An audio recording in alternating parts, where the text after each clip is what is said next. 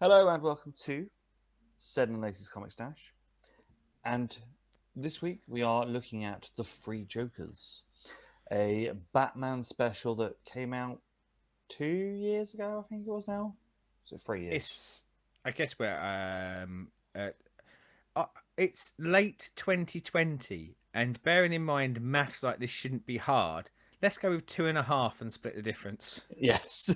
Yeah. So we will be discussing that shortly. But before We'll be determining, won't we, whether 3 Jokers are better than 1, I guess. we will, but as is tradition, and we like tradition around here, should we get in our dirty reading corners? Yes. Let's do this.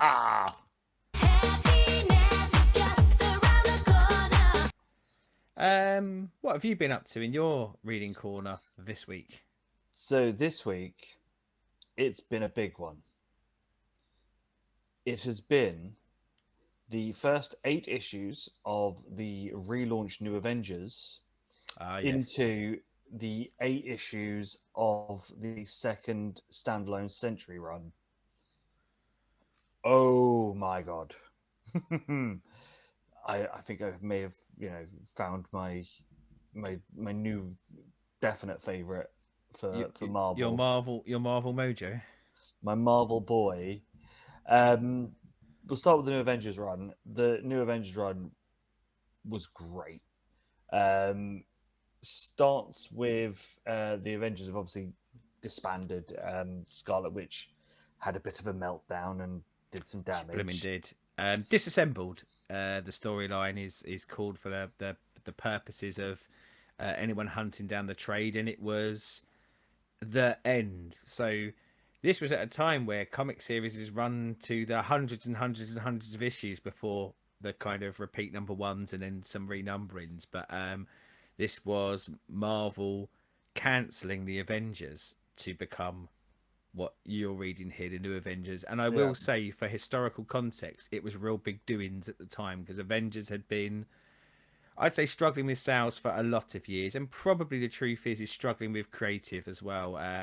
Always a franchise I'd love, but the X-Men were a juggernaut of Marvel, and lots of other things probably didn't get the due care and attention. And this was their kind of way of going, let's see what we can do. And the writer who writes this, Brian Michael Bendis, had come to the company off of some real indie fanfare, had been involved in getting Ultimate Spider-Man, and was getting some real momentum behind him. So I think Marvel at the time went, well, hang on a minute, we've got this kind of new uber cool creator, let's give him these and see what he can do. Yeah. So it starts with there being Matt Murdock is on at the raft. He's there with Luke Cage and who else was he with? It's been a long time. Spider-Woman. So if you ask, yeah, Jessica Drew, Spider-Woman, yes. Isn't it? Yeah. And they're off to see Sentry. You don't know it's Sentry yet, but that's who they're there to see. And at this point, Electrode comes in and does a massive prison break. So Cap, Iron Man, Spider-Man all just randomly go towards the raft to deal with the breakout. Do a lovely scene, don't they, where like loads of them are kind. You see the explosion from afar, doesn't it? And it kind of really gives that context as to why a lot of, and I'm going to say like random heroes, but a lot of these weren't as interlinked as they become from this point, and certainly weren't so interlinked. Like Spidey had never really been that interlinked with the Avengers before and things like that. But it just made sense, didn't it? You just went, all these dudes live in New York, big explosion, they're going to go there. Yeah.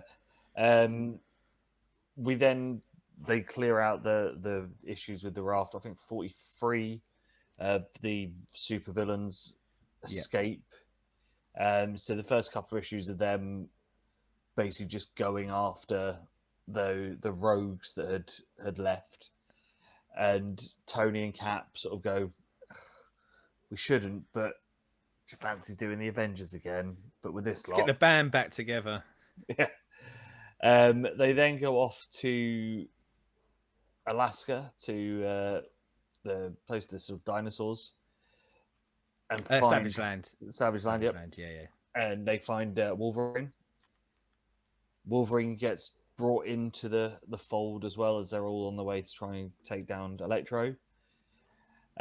Sentry has a weird breakdown in a cave where they also introduce the comic writer who was writing the Sentry stories because Sentry doesn't know who, what, or why he is, which was quite meta, and I liked Yep. that. And this is early meta as well. Like there wasn't a lot of outside of indies. There wasn't a lot of meta writing within comics. Certainly, you didn't find it that often in the big two, other than certain creators who I think had earned enough cash over the years to do whatever they wanted. So they were allowed it, like Grant Morrison on Animal Man and things like that. Yeah, and then Sentry releases the Void. So you've got the Avengers fighting the Void, and then runs into the Sentry run, which again more genius on this, dealing with the split personality and how he's hidden the Void in the basement, but it's just a mirror, Get in the and basement. yeah, and how clock's not really there, and it's a clock, and it's not the robot that helps. Yeah. There's, I think it's like issue 5 or 6. There's one near the end where he's in an insane asylum type hospital, and he's drawing pictures of Spider-Man and the heroes, and they're trying to make out that it's everything. Everything is in his head. There's no Spider-Man. There's no Iron Man. There's no Captain America. None of it's real. But it's really Fury trying to hold him in some weird sort of level of psychosis so he doesn't release the Void again. I remember reading it at the time and thinking, like, obviously as the reader, you do know like contextually what's going on, but I do remember thinking, oh, wouldn't it be amazing if they just actually did this and just went, it is all inside his head and you know spin off. I guess you could have done like a reboot, but yeah, it intrigued me enough to kind of go, what if? And I know they've got what if series, but you know, what if this would have been an amazing story Yeah. to do? But yeah, again, I fucking love the Sentry. The the fight with him and the Void, where he basically splits his own psyche and becomes two people. Yeah. He actually is physically in two places. Again, really well done, and I'm definitely going into the next Century run. Well, Um, we had it's John Romita Jr. on art for this as well, isn't it? And I think he does a really good job. And I think his art style actually really suits the story. And because he's one of the big artists, I know that sounds a bit daft, but I think when you are one of the big artists, you are very likely to be given a series anyway and go draw that. But I yeah, thought it was a really nice mesh. Like his style and that story, I thought meshed really well together. yes. So yeah, definitely recommend getting on that if What about got an afternoon to kill. what about the new Avengers? Are you intrigued enough to stay with that? I am gonna go back to it.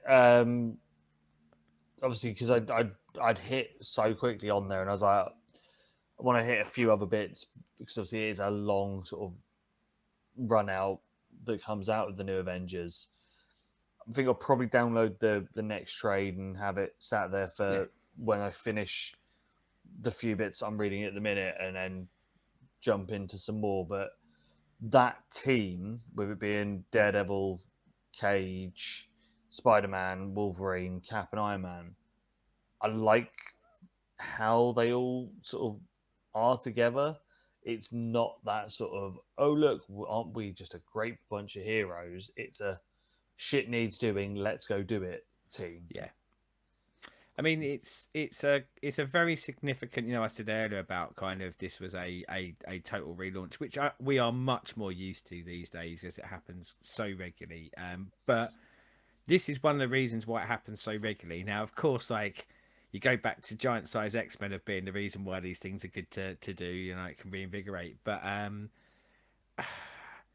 I don't think so. A lot of the Marvel movies and the Avengers stuff that you see in the Avengers, certainly the look was based off of the Ultimates, so Mm. the Ultimate Universe version of the Avengers. However, with all that in context, I don't necessarily think that the Avengers would have been such a push without this comic book. So this comic book sold really well for the time, and it really started to build interest in the Avengers. Now, don't get me wrong, I think there's a bit of a symbiotic relationship here. I think they did know that like that was a franchise they were going to try and push for movies, Yeah. so they kind of relaunched the book. But at the same time, I think the relaunch of the book led to. I mean, a lot of the stories that are about to come up, like things like Secret Invasion, are born out of this run. If this doesn't happen, if they don't have the new Avengers, um, these stories probably never happen. And I would say, as an Avengers fan, and there are some critiques and criticisms of maybe some of the places where Brian Michael Bendis, the writer, ultimately goes, and maybe he got a little bit too much power, and no one Mm. really maybe saying don't do that. But I think this is an amazing run. And you're right, there's a lot to it, but I think having the ability to read it in trades will probably Yeah. help it even more, because there were certain parts of the story, because I was reading this as it was coming out. I almost said weekly and monthly, and I will say like a couple of issues here and there not so great, or maybe a 2 issue arc not so great. And I think when you're reading things monthly, that's much more impactful, whereas I think if you've got a trade and that's just the middle of a trade, Yeah. it doesn't kind of impact it quite so much. But yeah, I would heartily recommend, if you've enjoyed the start of this new Avengers run, um stick with it. Certainly for me, you get a lot of new Avengers, ha ha ha. But the integration of Wolverine, and I will be honest, I was not happy about the integration of Wolverine. Wolverine's not an Avenger. Wolverine doesn't do Avengers things, but they do well enough with him. I wasn't a big fan of Spidey being there either, because Spidey's the solo dude, but they do some really interesting stuff with Spidey. But I think one of the things that really shone for me and shines in a lot of what Bendis does at Marvel is Luke Cage and Spider Woman, because I think they're two lesser used characters, or certainly characters that had lost a bit of sheen since the 70s probably. And it just like oozes off the page as it goes forward, his love for them and his wanting to put them in a position of prominence. And to the most part, it really worked, and they are far more prominent characters now in the Marvel universe, or the Marvel comic universe, than they were at that time, and probably ever would have been again if he hadn't have given them such a push in this series. Yeah. So yeah, I will. As I said, it's on the list to definitely sort of go back into a bit more at some point. Yeah, Once I've done the other weird and wonderful randoms that I'm reading at the minute, because as you've seen them, some of the stuff I've been reading, and I put it on Twitter. yeah. I am floating about a little bit on Marvel. You're having a little, you're dipping your toe in the water, aren't you? So what have you been up to? I've also been monstering. I think my monstering's even more gargantuan and gross than yours is. I've gone back to. I talked about a few of the trades quite a while ago on here. I'm back to, and I'm going to use the term current X Men. I'm not current. I'm way behind. But I'd read the House of X, Powers of 10, and then the first trades of all of the series that come out of the end of that, and the last week I have spent consuming the second trades of every series, plus the first trades of a number of series that were in the second raft of series to come out. A load of one shots from that time, another new series that's sort of tangentially linked, and a crossover, getting myself right up to the point where the whole X universe is about to go into a big crossover event called the X of Swords. I've stopped there because when I come back to the X universe again, I will jump in at the X of Swords, and I think it's a 22-part crossover, and I'll read that 22-part crossover. But Yeah. yeah, I've consumed a lot of uh, X goodness, and because I've consumed so much, I was only going to talk about a couple of them here, and then probably pick up a couple of bits for the next show on this one. But I went for my best and my worst again. I thought let's do, and funny enough, my worst has slightly changed. My best has stayed the same, but my worst on this go around is Excalibur Trade 2, and I think that one kind of popped up to my worst because one of them that I wasn't really digging last time got cancelled. So like Excalibur, because I didn't really resonate massively with Excalibur last time, and it's a shame because it does have a lot of the characters I like. It has Rogue in it. It has a Apocalypse in it. It has Captain Britain, and a lot of it is based in Britain. Mm. It leans into a lot of the King Arthur or the Sword of King Arthur sort of mythology, and it leans into lots of the concepts that Alan Davis years ago in Excalibur added in, like Otherworld and a character called Saturnine. I think it's Saturnine. Mm. A lot of weird and wonderful concepts, and this has it, but there's just some, when it's just not quite clicking for Yeah, you, it's just not and right. yeah, and I feel like I should love it. I mean, it looks fine. The art's lovely, and I feel like I should love it, but I don't. And it was the one where the 6 issues I had to read, it felt like a fight to get through these 6 issues. But by the flip side, the one that I loved and continue to love again is Marauders. This is the team led by Kate Pride, or Kitty Pride as she'll always be for me. And basically, they're a team of seafaring, beer swigging Pirates. pirates, effectively, but under the conceit that because Kitty Pride can't travel to Krakoa through the gates, she has to sort of boat there. But because of that, she and her team are there to rescue mutants from areas where they can't just be teleported in gates like that. And I said last time that the thing that really makes it shine for me is I love Kitty Pryde as a character. It's got Iceman in it. That Pyro that they have in it, they do a really good job with.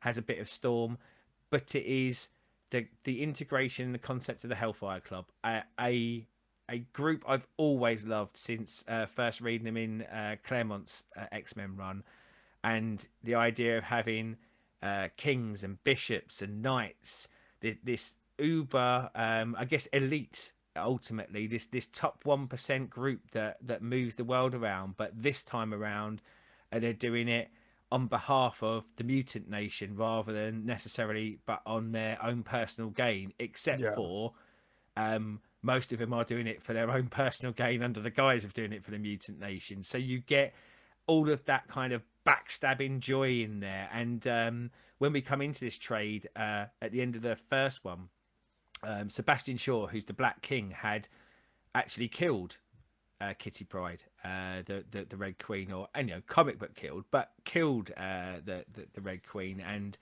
the first part of the story is a bit around what happened to her, because there's no witnesses, so no one did. And then when they find her, one of the big things of this era of X-Men is what they call the resurrection protocols. So they use 5 mutants' combined powers to be able to resurrect every mutant. So if a mutant dies, they come back. Not quite as simple as that. There's a process to it. But they go into that process a bit here. But ultimately, death is no longer a thing for mutants, that they come back. And as I said earlier, all mutants can go through teleportation gates to get to the island. But you suddenly have a mutant in Kitty Pryde who can't go through teleportation gates. Can she be resurrected? And so there's a kind of large part of the story on that. Yeah. And not to give away too many spoilers, but it very much kind of culminates towards the end of this trade as well, of identifying that Sebastian Shaw has turned on them. And rather than getting that confrontation, because they are a bit more bastardy than your normal superhero comics are, it is okay, we know you did this, and we're going to get you.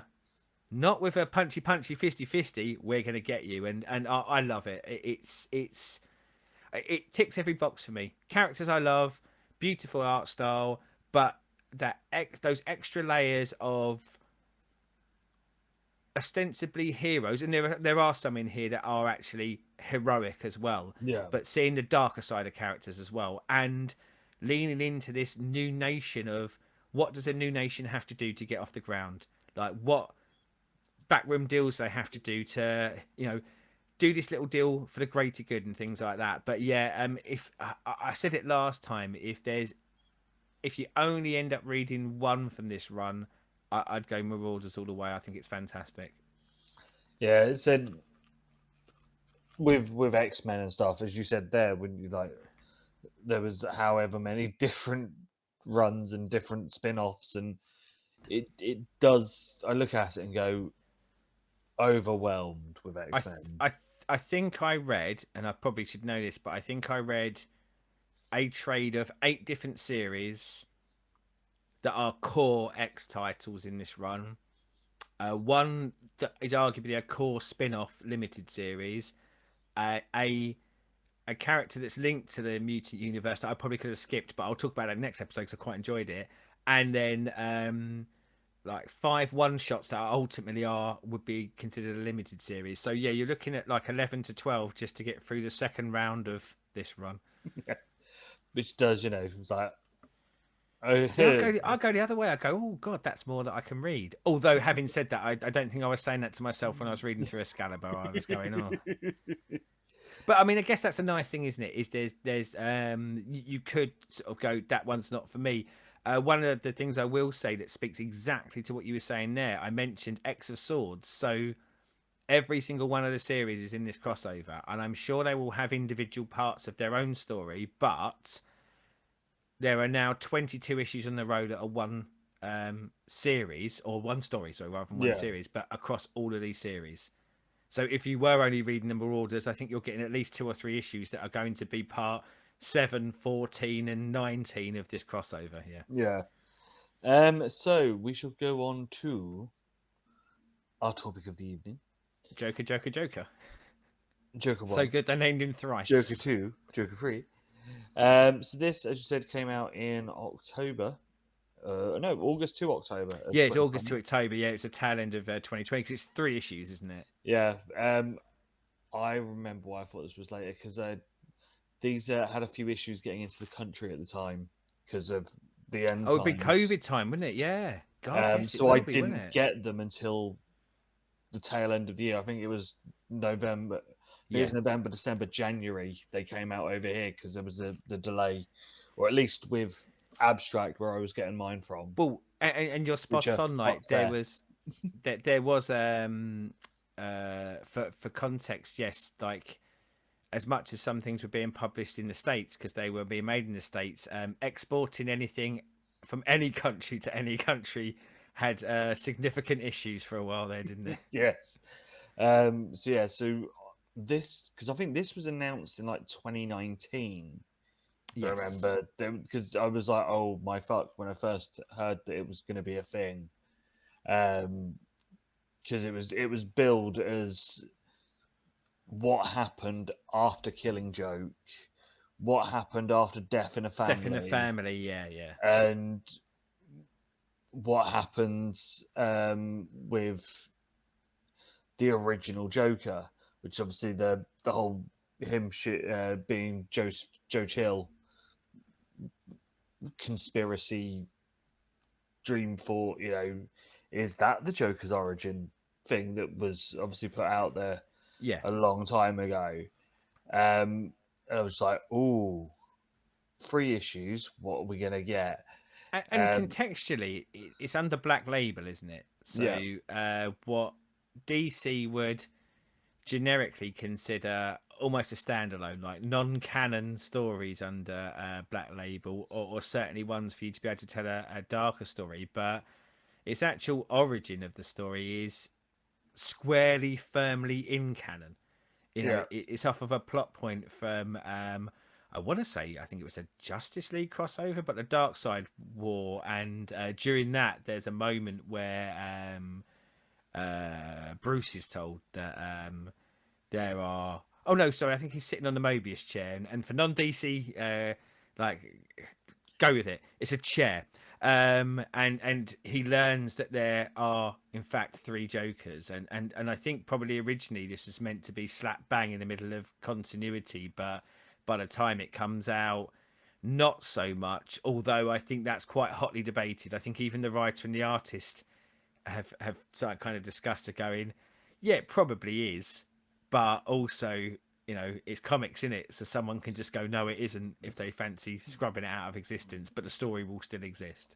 Yeah, so written by Jeff Jones and illustrated by Jason Farbuck. Um, And Jeff Johns, do you know much of his work? uh, I'm terrible with with writers. Certain ones obviously jump out of, but I would imagine I've probably read some of his stuff. I But feel like he probably, I would have probably gone a different way and said probably not. He does a ton for DC. Oh, sorry, he did a ton for DC, should I say?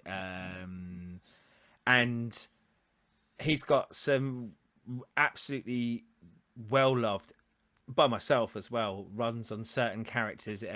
So he did a load of Flash. He did loads on the Green Lantern. He's the one who did all of the Sinestro Corps War and the multiple lanterns. He does loads for Justice Society of America, and I guess he's a really grand story for me because he's a writer who kind of come up through the ranks.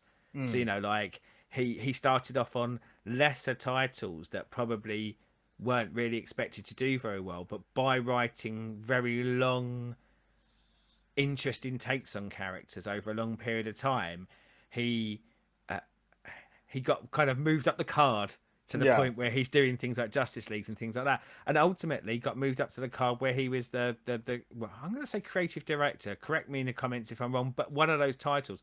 Basically, him and Jim Lee took over the what DC was doing, and to be honest, even before that, most of the big crossovers for DC and most of the big stories were being built out of stuff that the groundwork he was laying in his series. So he really did become pretty much DC. So if you didn't like his stuff, probably weren't buying much DC. If you did like his stuff, you were. And the Three Jokers is kind of towards the tail end. So there were some things, some kind of disagreements, etc., etc., etc., and maybe like he'd fallen out of favor a bit, but he still kind of did this, but yeah, I'm a big fan. Going in, I was a big fan of his writing, so seeing him on the book was a selling point for me. Although I don't think I'd ever really read him do much with Batman or in that Bat universe. I'm much more used to him playing in other areas of the DC universe. yeah. So the three Jokers. We have the criminal, who is old school golden age Joker, mob boss type, but Yeah, evil. And this is the one that is Joe Chill, the guy that shot Batman's parents, or isn't he? We don't know. That's part of the mystique on that because we don't know who the Joker really is. But that's the generic link that I know who he is. It's Fred Joker, lives down the road. Bobby Joker, his brother. I don't know who he is. It is a mystery. Ooh, mystery. But yeah, so that's the first one. And then we've got the clown, who is Silver Age Joker. There, who killed Jason Todd in Death of the Family. Yep. And then we have the comedian from Alan Moore's wonderful Killing Joke. Started as the Red Hood, failed comedian, falls in the acid. Thus, we We've all have the been there. Joker. That age old story. We've all been through it in our lives. So they are our three Jokers going into the story. Starts with the Clown Prince doing one murder the same night at the exact same time. Another Joker is doing another murder, Yep. and at this exact same time, another Joker is robbing Ace Chemicals And doing a few murders probably as well. and doing some Yeah, murders. yeah. So this we have Batgirl, Batman, and Red Hood Yep. all chasing down a Joker each because they all think that each it's just the one Joker, and then isn't until Batman is with Gordon, that they realize that all three attacks happened at the same time, and how could this be? How could he be everywhere? Um, Yes. so, what did you think with the lead in of this being how we're going? I, This is our story. weirdly enough, like I just wanted to pick up on something from right at the beginning of the story. They do the kind of setup. They have Alfred tending to wounds on Bruce, don't they? And Yes, it kind of equates it back to how he got the wounds in multiple confrontations, and I really liked that. I thought, oh, we're off to a winner here. What a kind of start, putting like me as a long term reader in, but also I guess for people who might be coming to this quite cold, at least that concept of going, there's a big history between these characters. The three crimes at the same time. I was slightly less convinced by this, but I won't get into that bit too much because I think kind of as the story goes on, like that kind of provides a bit of context around why the three crimes at the same time. But if you'd have asked me after that kind of opening bit, I'd have gone, well, you wouldn't think it's three Jokers, would you? You would think it's one of the plethora of Joker fakes and goons and all that jazz. I was less convinced by how quickly they were convinced that this could only be three different Jokers doing this. But yeah, I was a little bit wavy davy on that part of it. because say we've seen many a time where there being diversionary tactics of Yeah, Goon A turns up yeah, in one place with a Joker hat on and a mask on him. Oh look, it's the Joker. No, it's not. yeah, yeah, He's and over and and, here. and I think that not to fast forward too far, but I think as you say, that's a plot device that they've used before, and you could say, oh, it's kind of smart using that plot device in this story when they are not doing that. But I don't know. I was just a little bit, uh, to kind of really force down the throat this concept that there's three of them doing stuff. I wasn't convinced. So Ace robbing Joker has a truck full of Joker turning chemicals, Yeah, which we're not meant to know that they make Jokers, but that it's the Joker. Of course, it's yeah, chemicals. we've all read a comic before, so I think we all know what's coming next on We that. we all know how these work. Yeah. So Joker is running it in, and he goes back to the safe house where the clown meets the comedian and the criminal as they are discussing what they're going to do with the massive vat of chemicals that they have, because they want to create a fourth Joker. Yes. Batman, Robert, or Batman, Batgirl, and Red Hood investigate each lead individually, have a little bit of a falling out because Superheroes, they can't get on, can they? they can't. And as part of it, Red Hood goes off to the aquarium and then comes across Joker fish, Yes. but not just a Joker fish. He's upped himself. He's gone further this time. We have Joker shark. At this point, the clown Joker, yes, the clown, Yeah, yeah, he's the um, clown Joker. Yeah, yeah.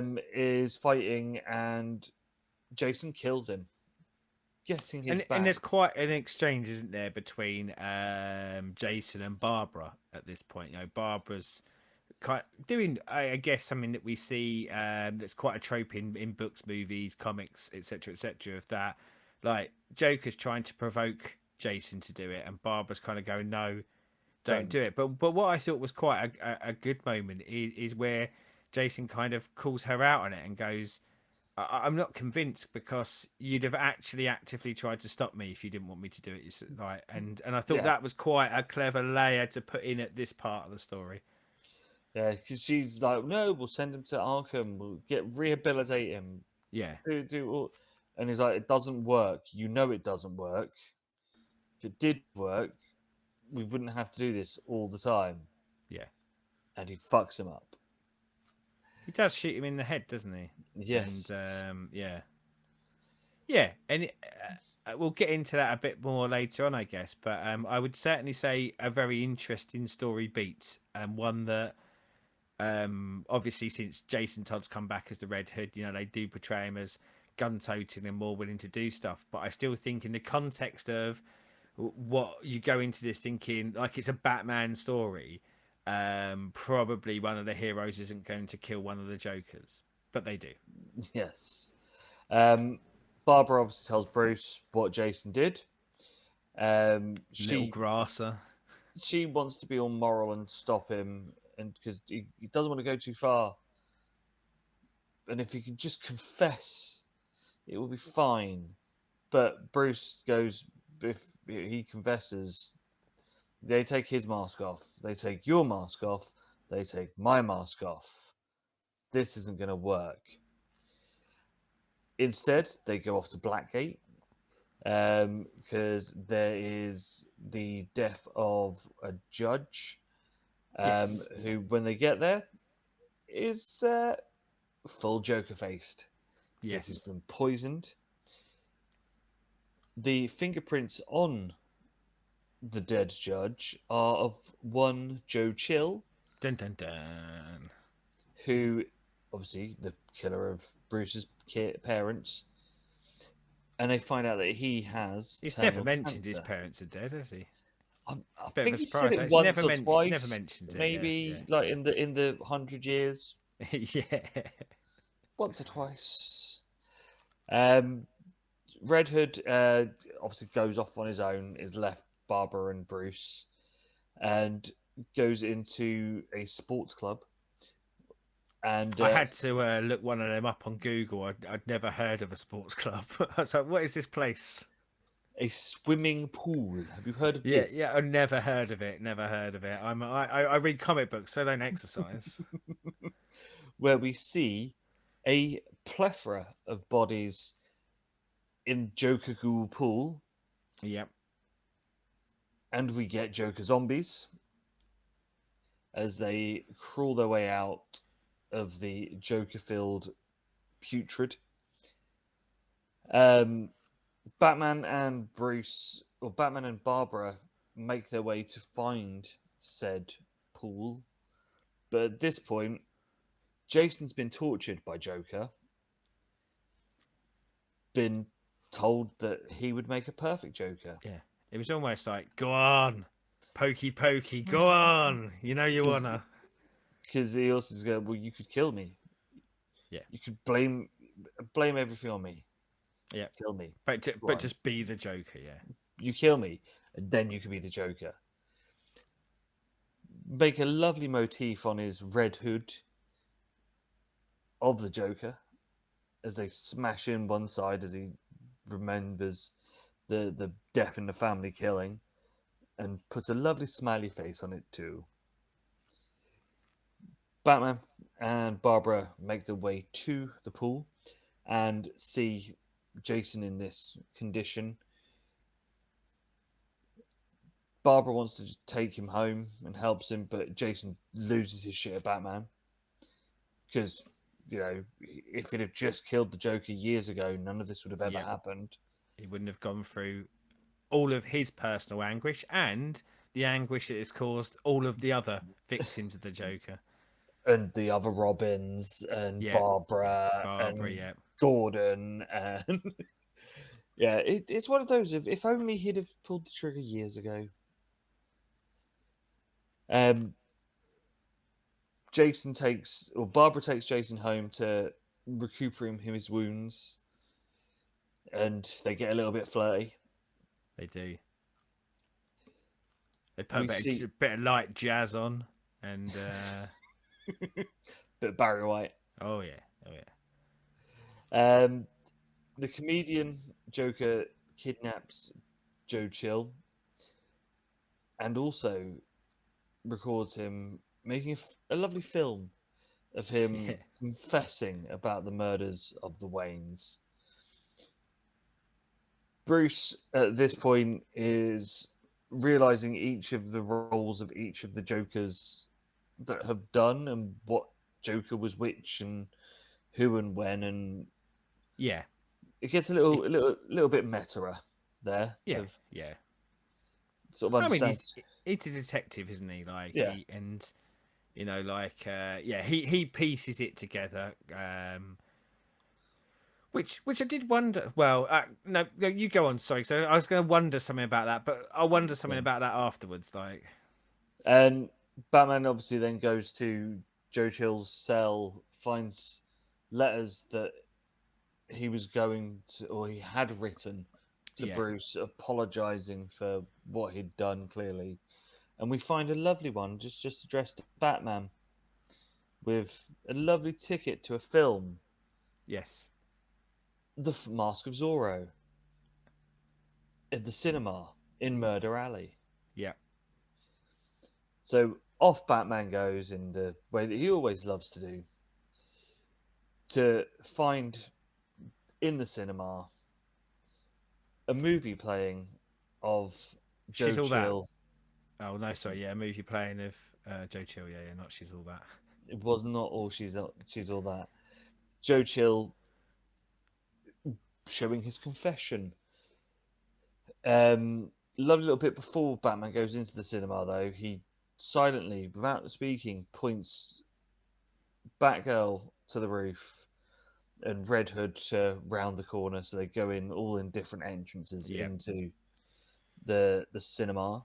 the Bat family, even though they might be not on the same page morally or what they're doing at that time, they're on the same page when it comes to taking down criminals, aren't they? Taken.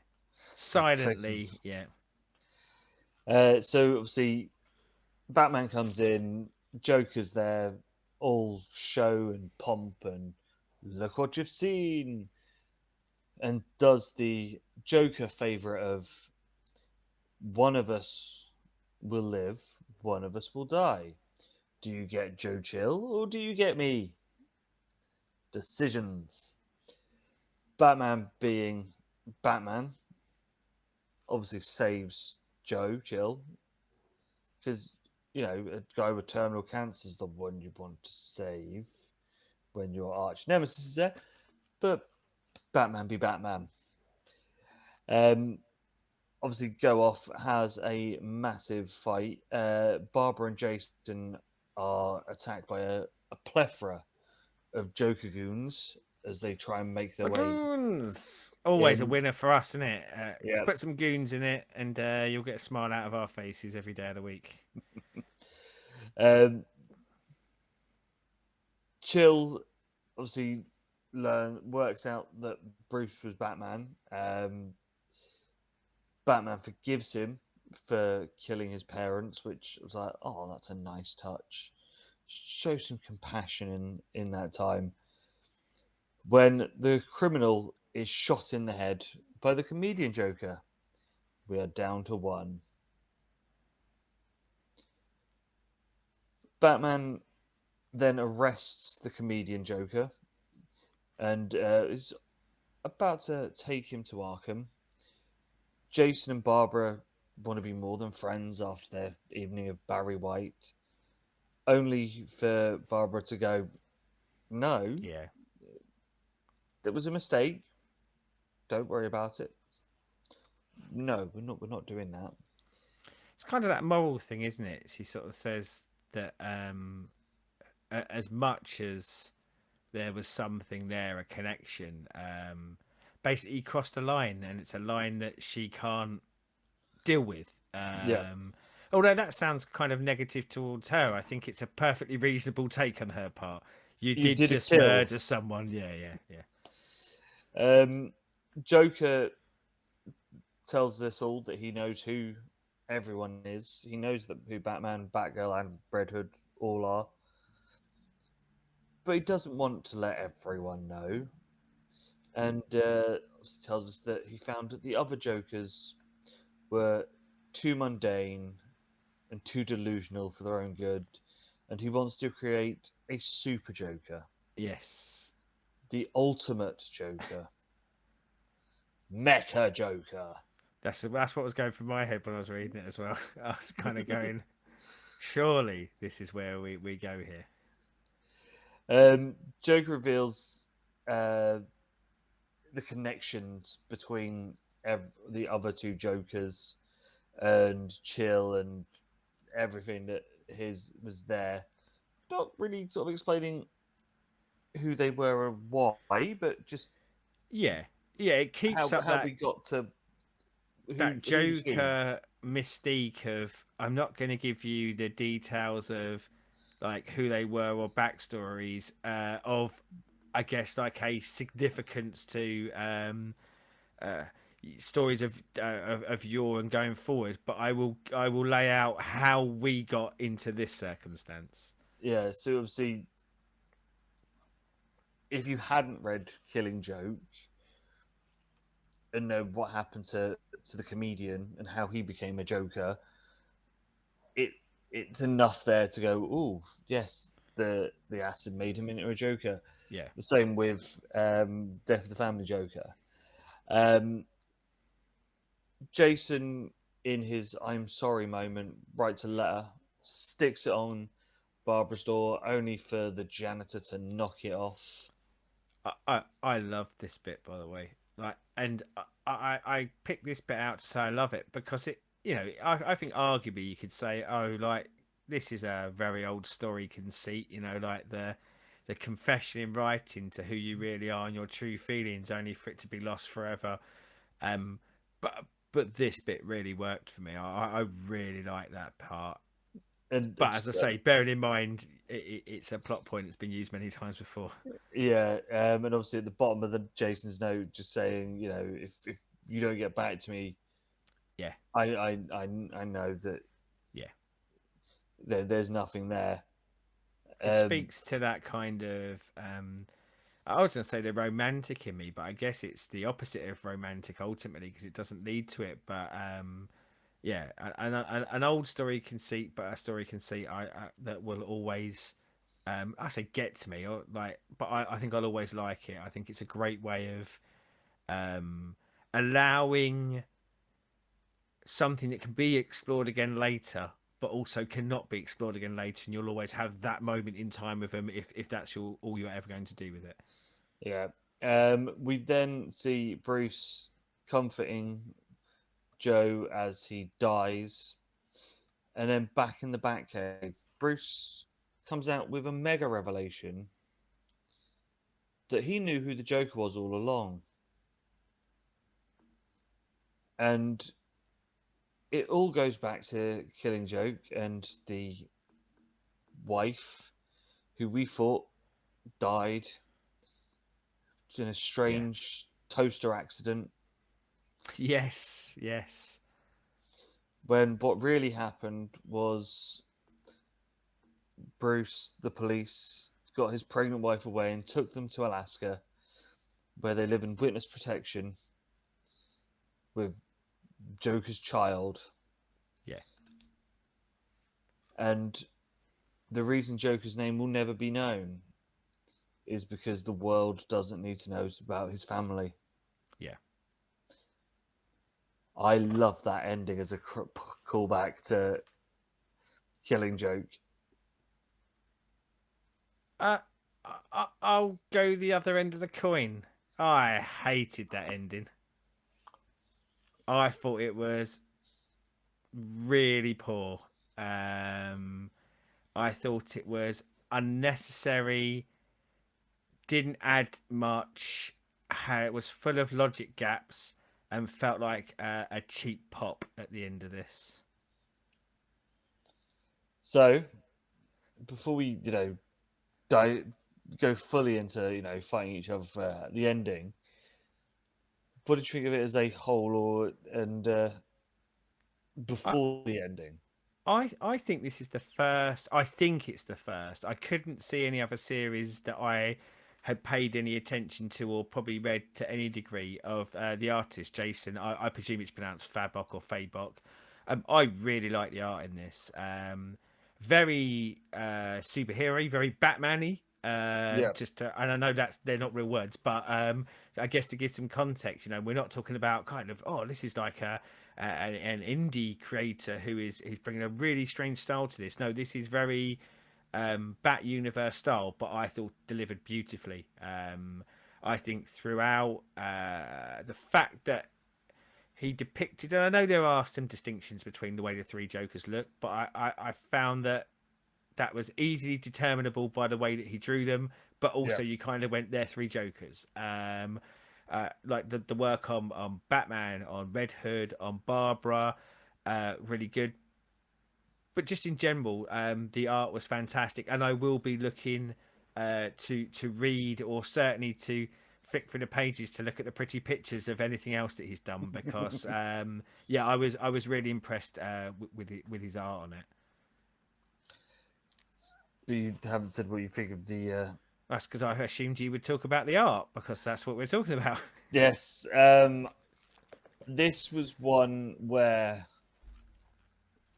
if I'd have had the money, I would have bought every variant of this because I don't. I know because I read collected on DCU. Yeah. Because I know that mine are up there, but it was just easier to put it on the iPad. And Sometimes it's handy, yeah, when you've got it just on your lap, isn't it? Or like it's right next to you. Yeah, I'm with you on that. The amount of times that I look behind me on the shelf and I go, I've got a beautiful omnibus hardcover of that, but me tablet's already in my hand, so I'll read it yeah, on that. Yeah, that I was hoping that in the collected version they were going to have all of the variant alternative covers and all that jazz. variant Yeah, covers. It doesn't, but yeah, the art is stunning. As you said yeah, at the beginning, when you see the history of Batman, so you get there's a burn mark from Joker's or from Riddler's stick. There's the marks on his back from yeah, where Bane broke his back. A bullet wound from Two Face. You a hatchet mark from Scarecrow. yeah, It that just level of detail just is so. As a Batman fan, the way that I am, just callbacks and details to just little bits of the yeah. history I Comforting loved. in a way as well, isn't Yeah, it? Like, bearing in mind, as I said, it's Black Label, so I think coming into, like I often talk about things that probably previously would have been called Elseworlds and things like that. Sometimes there is a bit of reticence going in because you kind of go, "Oh, I love it when they play with things that are familiar to me," but also sometimes I don't love it when they take these concepts, throw everything out that I don't like, that I did like, sorry, and just keep the stuff I don't. But this, yeah, that very much grounded it for me in the we're in the bat world, whether it remains canon or not, we're in the bat world. Like, effectively, this is the next issue, and someone might choose to not use it later, or it allow, like I said about the letter at the end, I think it allows them to kind of go, we can have this as canon, or we cannot have it as canon, but at the very least you're getting a story that feels like it's canon either way. yeah. And as you said, the differential between the three Jokers, which you'd think, but it's the Joker, white face, Yeah, green hair, purple suit. What's going to be so different? But the way that they're drawn, each one is so individual. There are a few little throwbacks to certain things. It's like yeah, one of them is in the Hawaiian shirt from Killing Joke. yeah, One of them has the fedora that Jack Nicholson wears in the film, which is obviously in modern takes. That's the most recent Joe Chill Joker yes, is yeah, is Jack Nicholson.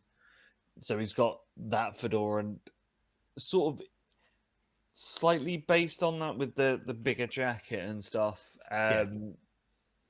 But The one that makes him look like physical appearance or clothing wise feels a little bit more like a kind of Scatman kind of, everything's exaggerated, it's a little bit wider than it is than when you've got yeah, like kind of like the more refined thinner Joker who the suit feels like it's constricting him, where this is the one where it feels like um he could equally be going to some sort of jazz club to do some dancing as crime. going for a Lindy Hop and then Yeah, shooting up to yeah, yeah, I love the Jokerization. art as well. With, as I said, the shark, the piranha fish, the pool zombies, everything I think he made it look just good, didn't looks he? Yeah, good. yeah. And then obviously the Red Hood when he's been bashed about, because there are a few panels that then do look like they were from the Killing in the Family one, that with that sort of Yeah, style. there's a lot of callbacks, isn't there, across all of Yeah, this, and I think it's probably a smart decision, isn't it? Because if you're going to do three Jokers that you're trying to kind of establish have been Jokers during these periods when certain things have happened, then I think having those nods and those callbacks visually, but not absolutely aping them, is a kind of really good plot or good art stroke plot device to use. yeah. So yeah, I just think this is one of those where this is stunning to look at. So I said it before we did reading corner and then before we did this. So my question to you is: are three Jokers better than one? Unless I'm getting Mecha Joker, yes. And I think this is where we deviate because my answer would be a flat and hard no. Three Jokers are not better than one. And I think that's probably like we'll talk about it, but I think that's probably where our experience of this deviate and differ. Yeah. Because I get the feeling you really like this. Yes. Whereas, and I think critically, I think it is very well liked. I'm very leaning towards average to below average for me. With some highlights, don't get me wrong, there's some stuff I really love about it.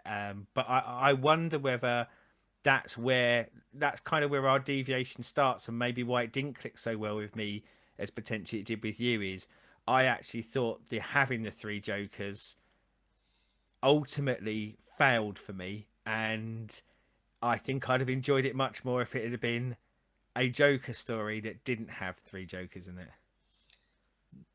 See, I like the fact there's the three Jokers because obviously, as you know, they're laid out as at the beginning, they are, though there have been different versions of the Joker in different periods, and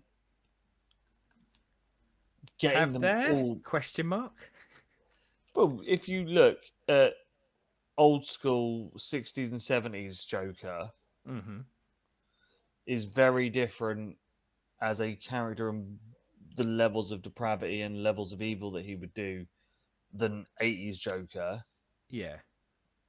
who's very different to a 2000s Joker, who's very different to Yeah.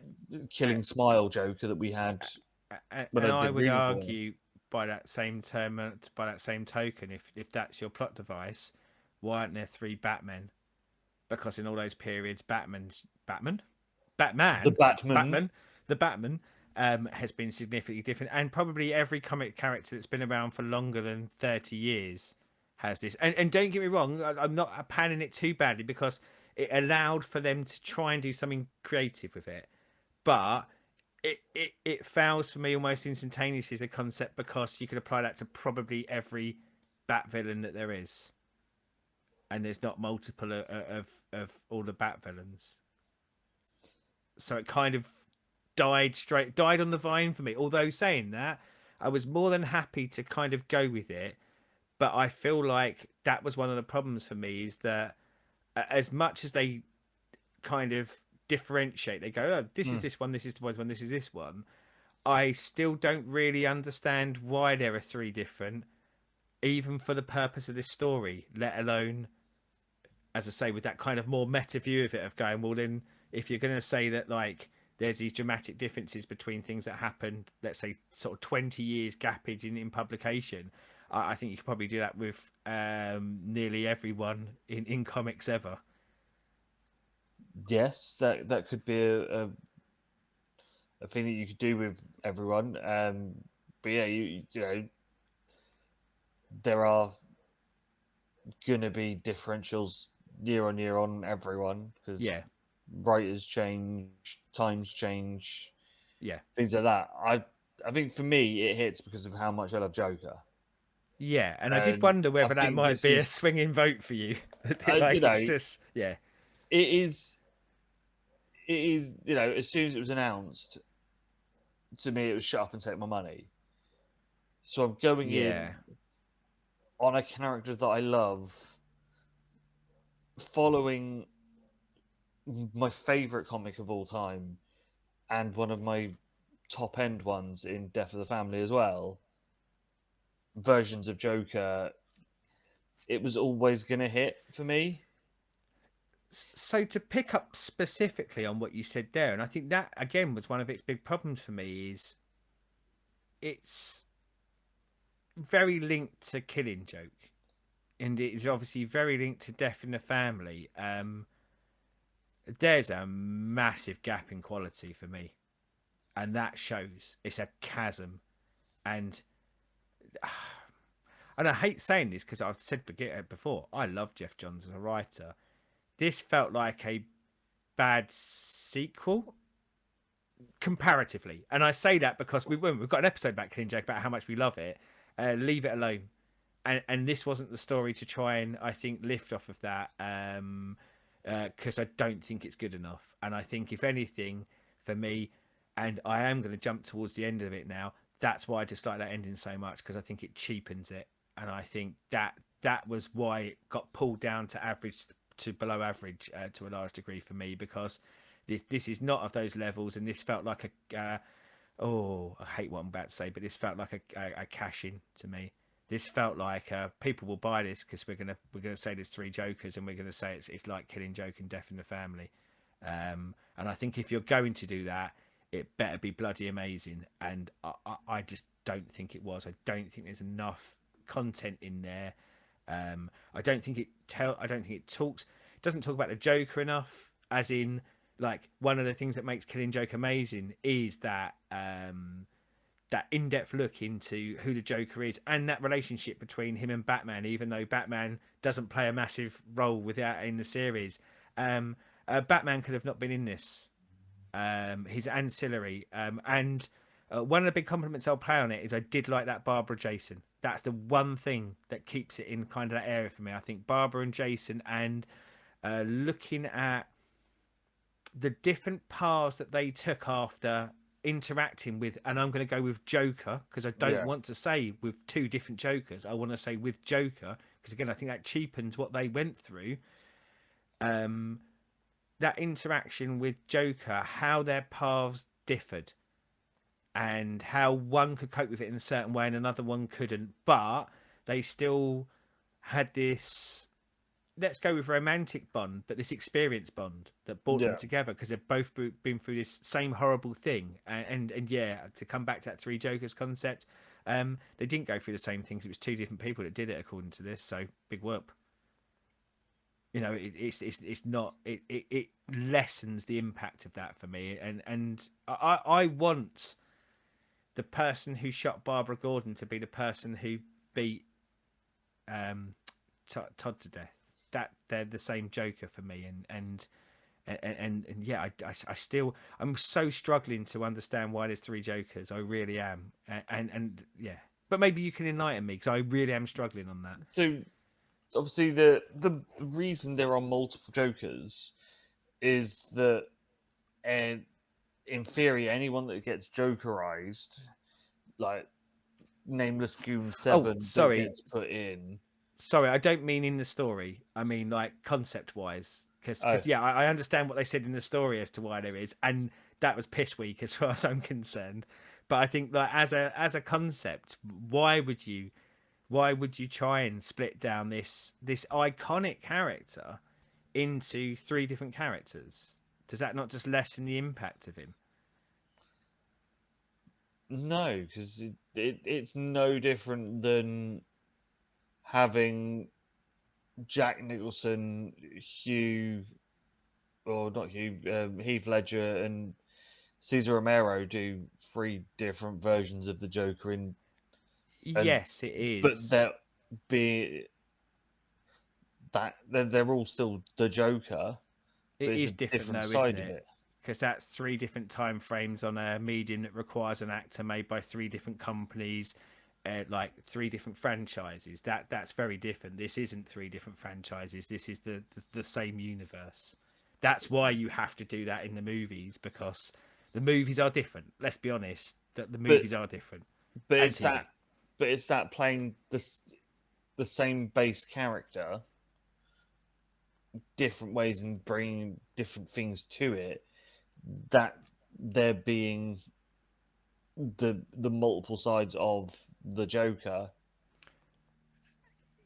Yes, but isn't one of the and maybe it's just for me. Isn't one of the I'm going to say attractive, probably not the right term for what's going to come next, but isn't one of the attractions maybe rather than attractive of Joker is that of his multiple personalities. The fact that when we did Night's End, and we really liked, well, actually, it wasn't Night's End. It was the middle one. It was Night's Quest, wasn't it? Where we Yes, did the Joker in Hollywood story.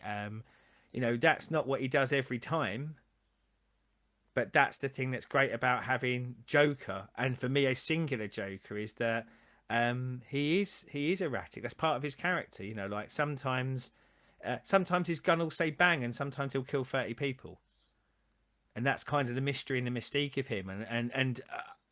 I know I keep harping on it, but the fact it's called the Three Jokers, I think, it's where my biggest problem is of going. I don't want them to be three different people, because again, for me, it cheapens and lessens. Like at the moment, we've got God knows how many Joker stories where they were all one Joker.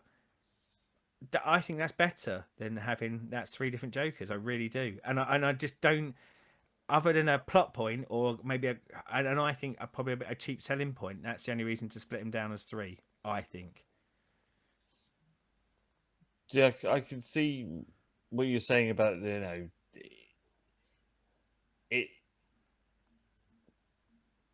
He is the sort of character that doesn't need to be put into that thing of, as you say, there being three versions of him, because there are thousands of versions of him in thousands of different stories with Yeah. thousands of different ways of murder, massacre, and shenanigans. I think it's just one of those of, I don't think this is done as cheaply as you think of it just being quick. Let's do a cash grab by Yeah, and that's why I sort of tiptoe into that, because as I say, I love Jeff Johns writing, and I've never known him to kind of do it so much that way. But I guess what I mean more is, rather than thinking it was done as a cheap cash grab ploy, I think the quality of the why makes me then feel like it's cheap, because I don't think the story does enough to justify what they do. though. I mean the fact of, yes, obviously it was well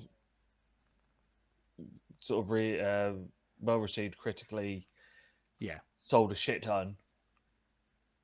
The fact of, obviously there was the people bitching on, well, is it canon? Is it not canon?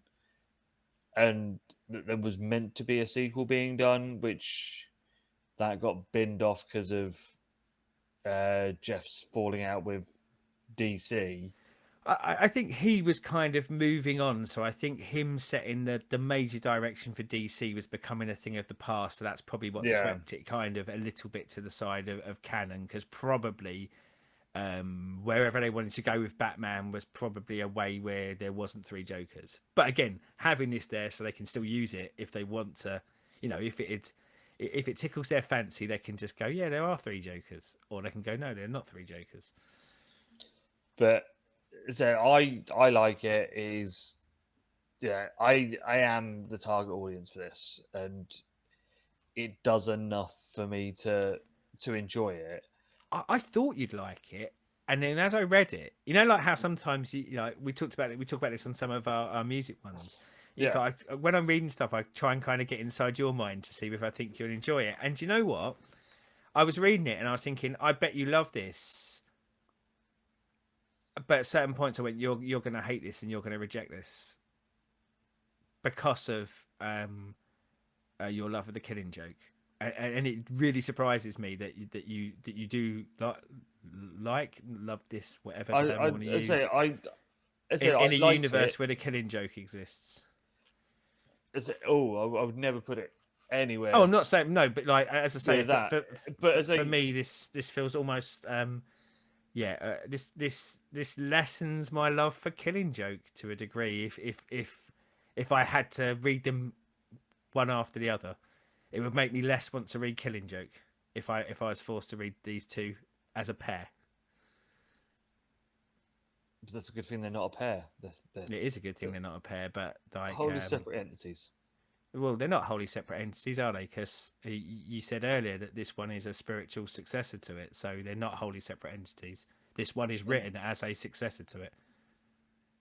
It wouldn't exist if Killing Joke didn't exist, so they're not separate entities, are they? Lots of things wouldn't exist if Killing Joke didn't exist.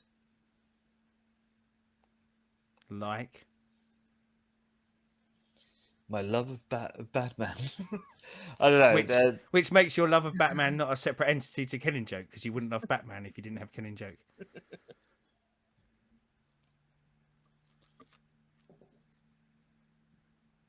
Damn your logic. Yeah, everyone knows a bit of logic. No, but as I say, they don't have Yeah. to be. But again, No. I think if it's going to be used as a vehicle to almost, and let's be honest, sell it, of going, there are links here to the Death in the Family and there are links to the Killing Joke, then I think it's kind of fair to then compare what this does and how this fits in with those, and whether it is a suitable follow-up, successor, whatever term you want to use, because like they chose to, and I'll go back to the word cash in again. They chose to cash in on people's like of that, so then I think it should at least have some comparative points. I think that's fair to compare them. Different writers, different creative teams, but if you're going to shill yourself off of it, you also need to then be considered for how good it is compared to those things that you're shilling off the back of. I feel like that's a fair argument. Yes. Yeah, is one of those. Obviously, when you look at films, if you go for a different medium, how you number two should push forward where number one was when you Yeah, do films and stuff, and like obviously it should always sort of better or do something different, but stay in the pantheon and all work together yeah. as a whole. I also found Joker a lot less enjoyable with three of them in it. Like, I guess kind of splitting down some of those facets of what Joker has done along the way into three made me kind of go, oh, it's that one. And I guess maybe I like the Killing Joke one the most. So I'm just like, oh, get rid of these other two goons. Like, let's go for Killing Joke Joker here, please. Yeah. So I take it you won't be going back to this anytime soon. Like the term I'm about to use makes it sound more cut than it is, but I'll never read this again. But not because it's so horrifically bad. It's just that it's all right. So there's so many things I've not read and so many things I've read that I love that I just could never see myself reading this again. Yeah. So obviously I read it when I first got those ones. I didn't. This was the first reread of it. Was when it was brought up to do it for the show. So obviously that says a lot because as I said I reread Killing Joke at least once a year, Yeah, sometimes even twice a year, because that's like comfort food to read Killing Joke. I've had it said 2.5 years and only read it the once, so yeah. take of that and as you will on there, as I said, I like it.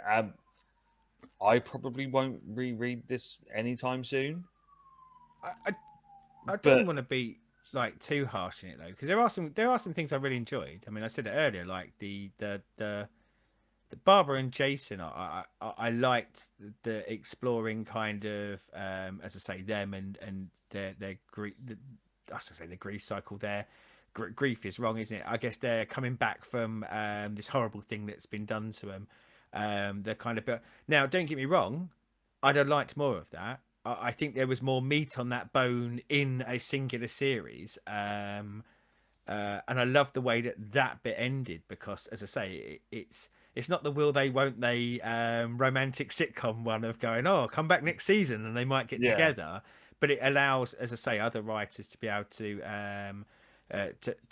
take that up. And as much as I say, like Bruce feels quite ancillary for this, there's an argument that says, well, you kind of get all the Joe Chill stuff and his forgiveness of Joe Chill.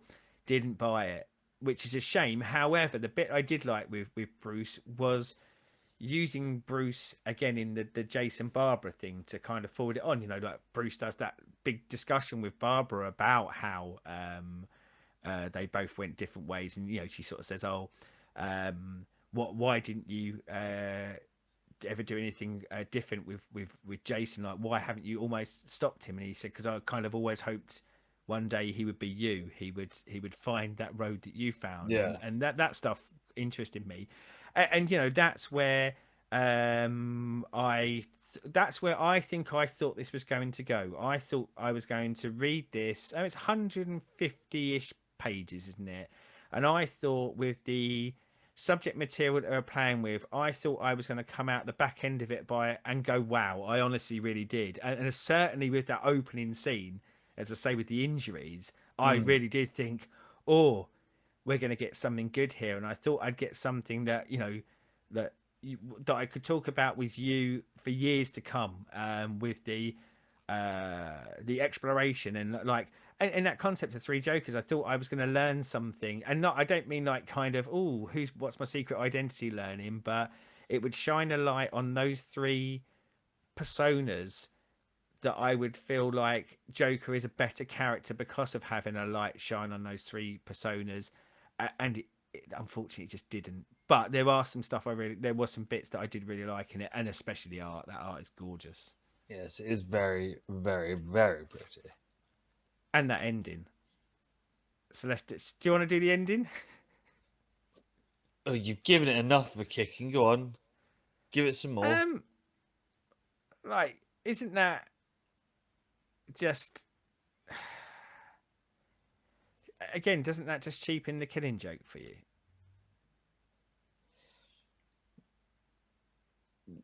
I don't think it does for me because it was always quite funny that it was a random toaster incident Yeah, that was the cause of death, and you know it was that news that turns him into having the one bad day, which yeah, then makes Joker. The irony of them not being dead, and he could have not had to do it, so it could have never happened. You could have never had the Joker if they didn't take the kids, meaning Bruce created that Joker. yeah. And I think that's why it cheapens the Killing Joke for me, because that, that wouldn't have happened, would it? And I'm not saying that wouldn't have happened. It's a comic book story. Like, in the universe as it is, why did Bruce take them away over everyone else and ultimately create the Joker? It just seems like a really cheap plot device to me to kind of go, ah, what if this wouldn't have happened without that? And like specifically the toaster. They wouldn't have done the toaster bit, would they? And that works so beautifully in Killing Joke. That's one of the things that, for me, interweaves in it to so sweetly. It is the ludicrousness of the toaster that kind of fits that, what he becomes, but also the path that he's already on. But But why was she swept away into protective custody? And what would that actually do? Like, you know, the kind of whole, I've known his name all along, but I won't tell anyone because then they'll find out about his wife and kids. Why? Because when you go in protective custody, they change your name, so no one would know that they still exist. Yes. And so I just kind of go, oh, what a flat, poor ending. And you know, that left a very bitter taste in my mouth and possibly like soured some more of the experience for me. But yeah, it just felt bad to me. So, you lot out there, if you read it, let us know what you think of Three Yeah. Jokers. Ideas on the ending as well. Yeah. Whether you're with Oh, me and on and the three jokers, did you like the three joker idea, and did it resonate with you, and I guess why? Because I am really intrigued to know like why it did. You know, that's some of the most interesting things, isn't it? When something doesn't hit with you, you kind of really want to know why it hits with other people, because you kind of go, what did I miss, or what wasn't there for me that yeah. but was there for you? So, as always, YouTube things like subscribe, ring bells, do all of that. We will be back next week with a top five.